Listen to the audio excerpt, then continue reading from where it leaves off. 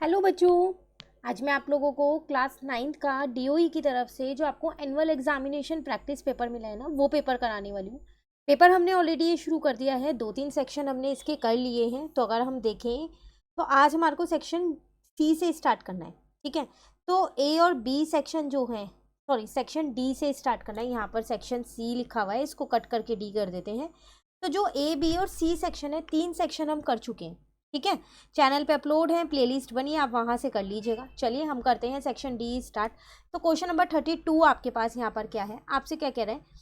A B is a line segment, P and Q are the points on opposite side of A B such that each of them is equidistant from the point A and B. Show that the line P Q is perpendicular bisector of A B.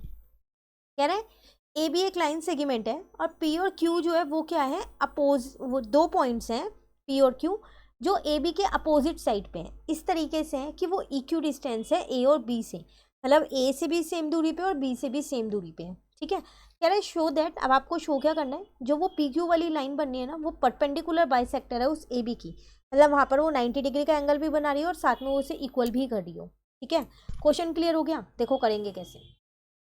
यहाँ मैंने पहले एक वो figure बना ली, A B ये रही मेरी वो लाइन, पी और क्यू इसके अपोजिट पॉइंट्स मैंने ये ले लिए। इक्यू डिस्टेंस पे कह रहा था पी और क्यू, तो इसका मतलब ए पी और बी पी इक्वल होगा और ए क्यू और बी क्यू इक्वल होगा, ठीक है। तो वो चीज़ मैंने पहले यहाँ लिख दी कि P is equidistant from point A and B, तो P A is equal to P B हो जाएगा, क्वेश्चन में गिवन है ये। ऐसे क्यू जो है वो इक्यू डिस्टेंस पे था ए और बी के, तो Q A is equal to Q B हो जाएगा। अब मुझे यहाँ पर प्रूफ क्या करना है, इसको 90 प्रूफ कर देती हूँ और ये दोनों साइड्स इक्वल कर देती हूँ, A C is equal to C B, तो हो जाएगा मेरा आंसर। जो मुझसे पूछा गया है वो निकल जाएगा। अब ये कैसे करेंगे, तो मैंने पता है यहाँ क्या किया, पहले ये वाले दो बड़े ट्राइंगल ले लिए, कौन कौन से, जो एक साइड पे पूरा बनना है ये, और एक ही वाला ट्राइंगल ले लिया पूरा। इन दोनों को मैंने कॉन्ग्रुएंट प्रूफ कर दिया। बहुत आसानी से कॉन्ग्रुएंसी मिल रही है यहाँ पर, दो साइड तो मुझे ये, एक तो यही इक्वल गिवन है, एक ये वाला इक्वल गिवन है, और एक बीच वाला पी क्यू जो है वो मेरा कॉमन है। तो वही चीज़ मैंने यहाँ लिख दी, in triangle P A Q and P B Q में ए पी बी पी के equal, Q A Q B के इक्वल, पी क्यू के इक्वल कॉमन है, ठीक है। तो ये दोनों ट्राइंगल कॉन्ग्रुएंट हो गए। इन्हें मैंने कॉन्ग्रुएंट इसलिए किया, कॉन्ग्रुएंसी से मैंने क्या किया, इन वाले दोनों एंगल को सीपीसीटी से इक्वल कर दिया, ठीक है। तो वो सीपीसीटी से ये मैंने यहाँ पर इक्वल कर दिए। अब इनको इक्वल करने का फ़ायदा क्या हुआ, अब मैंने ये छोटे वाले ट्राइंगल्स ले लिए, ये वाले, एक ये पूरा बना दिया, एक ये ले लिया और एक ये ले लिया पूरा। अब इन दो ट्राइंगल में फिर मैंने कॉन्ग्रुएंसी लगा दी। अब तीन चीज़ आसानी से मिल गई, एक कॉमन मिल गया, एक एंगल इक्वल अभी मैंने किया ऊपर, और एक साइड इक्वल है, मिल गई ना तीनों चीज़। तो वही तीनों चीज़ मैंने यहाँ पर लिख दी, ये रही। तो ये दो ट्राइंगल भी कॉन्ग्रुएंट हो गए। जैसे ये दो ट्राइंगल कॉन्ग्रुएंट हुए तो इन दोनों साइड को तो मैंने सीपीसीटी से इक्वल कर दिया, एक चीज़ तो मुझे मिल गई। अब दूसरा 90 डिग्री करना था। अब मैंने इन दोनों एंगल को क्या किया, सिर्फ एंगल को, मैं 90 की बात नहीं कर रही यहाँ, इन दोनों एंगल्स को इक्वल कर दिया है। मतलब कि कौन कौन से एंगल को, पीसीए को और पीसीबी को इक्वल कर दिया सीपीसीटी से। और दूसरा मुझे पता है कि ये दोनों एंगल लीनियर पेयर भी बना रहे हैं, तो इनका सम 180 होगा, है ना। तो वही चीज़ मैंने यहाँ पर लिख दी। देखो पहले तो मैंने वो सीपीसीटी से इक्वल कर दिया। अब ए बी एक स्ट्रेट लाइन है, तो इन दोनों का सम 180 होगा।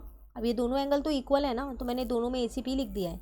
यहाँ से मेरा एक एंगल 90 निकल गया, उसी तरीके से दूसरा भी फिर 90 होगा। प्रूव ही यही करना था, एंगल को 90 और साइड को हाफ हाफ बांट रहा हूँ, तो इसका मतलब पी क्यू जो है वो परपेंडिकुलर है किसका, ए बी का, पूरा परपेंडिकुलर बाइसेक्टर है।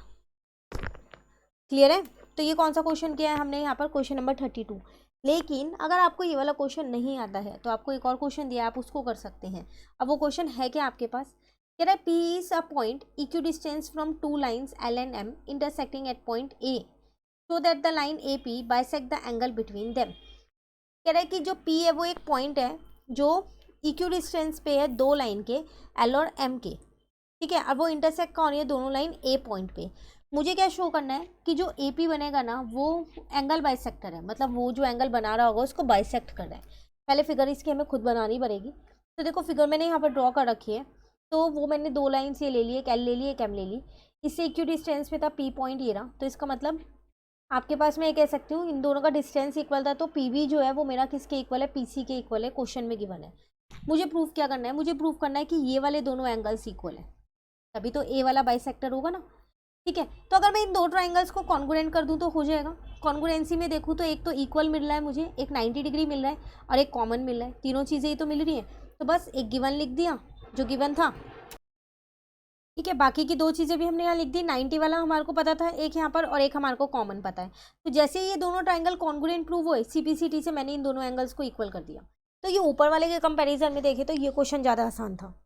तो जोन सा भी आपको आसान लगे एग्जाम में कि आपको जो क्वेश्चन अच्छे से आता है आप उसे ही अटेम्प्ट कीजिएगा, ठीक है। चलिए आते हैं क्वेश्चन नंबर 33 पे। क्या कह रहा है यहाँ पर आपसे, find the value of A and B। आपको A और B की वैल्यू निकालनी है। यहाँ पर ये चैप्टर नंबर 1 का क्वेश्चन है, रैशनलाइज करना पड़ेगा, देख के ही पता चल रहा है ना। तो इस क्वेश्चन को करते हैं यहाँ पर। तो हम आ गए अपने 33 पे। पहले क्वेश्चन यहाँ लिख लेते हैं। तो ये 7 प्लस का 3√3 अपॉन में यहाँ है 2 प्लस का √3 माइनस यहाँ पर है 7 माइनस का 3√3 अपॉन में यहाँ पर 2 माइनस का √3 बराबर में है A प्लस का B√3, ठीक है। रैशनलाइज करती हूँ दोनों को। तो 7 प्लस का 3√3 अपॉन में 2 प्लस का √3 मल्टीप्लाई यहाँ 2 माइनस का √3 हो जाएगा, यहाँ भी 2 माइनस का √3 हो जाएगा, माइनस 7 माइनस 3√3 अपॉन में 2 माइनस √3। अब यहाँ पर 2 प्लस का √3 हो जाएगा और यहाँ भी 2 प्लस का √3 हो जाएगा, ठीक है ना। रैशनलाइज कर रही हूँ और कुछ नहीं कर रही। अंदर इंटू 7 से इसको करेंगे तो 2 माइनस का √3, 3√3 से करेंगे तो 2 माइनस का √3। नीचे आइडेंटिटी लगाएंगे A² माइनस B² की। याद रखना जो भी आइडेंटिटीज आप यूज़ कर रहे हो यहाँ सब आप लिख के आओगे, ठीक है। A प्लस बी और A माइनस बी की यूज़ की है तो वो है A² माइनस का B²। उसी तरीके से यहाँ पर 7 से अंदर इंटू किया तो 2 प्लस का √3 माइनस 3 को यहाँ पर किया तो 2 प्लस का √3। नीचे आ जाएगा मेरे पास A² minus B²। Identity same लिखी है तो बार बार लिखने की ज़रूरत नहीं है अगर आपने एक बार लिख दी है तो। क्लियर यहाँ तक। अब अंदर इंटू कर दो तो ये आ जाएगा 14 माइनस 7√3 प्लस 3 2 जा 6 √3 ऐसी है। देखो √3 को √3 से करोगे 3 आएगा और एक बाहर 3 है तो 9 बन जाएगा ये, ठीक है। ये हो जाएगा 4 माइनस 3। यहाँ पर आ जाएगा 14 प्लस का 7√3 माइनस 6√3 माइनस का 9 आ जाएगा, क्लियर। अपॉन में 4 माइनस का 3 इजिकल टू राइट साइड मेरी ऐसी ही चल रही है, इसमें कोई चेंज नहीं है। अब देखो 14 में से 9 को माइनस करोगे तो आपका बचेगा 5, 7 में से 6 को करोगे तो माइनस का √3, नीचे 1 है। यहाँ पर 14 में से 9 को माइनस करोगे तो 5, 7 में से इसको करोगे तो प्लस का √3, क्योंकि यहाँ 7 प्लस का है, नीचे 1 है। ये ऐसे ही चल रहा है। 1 लगाओ ना लगाओ एक ही बात है। अब देखो यहाँ माइनस है तो ये साइन चेंज हो गया, यहाँ पर है A प्लस का B√3, ये तो कट ही गया तो ये आ गया माइनस का 2√3 बराबर में A, यहाँ पर 0 लिख सकते हो आप, प्लस का B√3। तो अगर मैं इनको कंपेयर करूँ ऑन कंपेयरिंग तो A की वैल्यू तो 0 आ गई है और माइनस 2√3 किसके बराबर हो गए, B√3 के। √3 से √3 कट गया, B की वैल्यू -2 आ गई। A की भी निकल गई, B की भी निकल गई। क्लियर। ये था क्वेश्चन 33।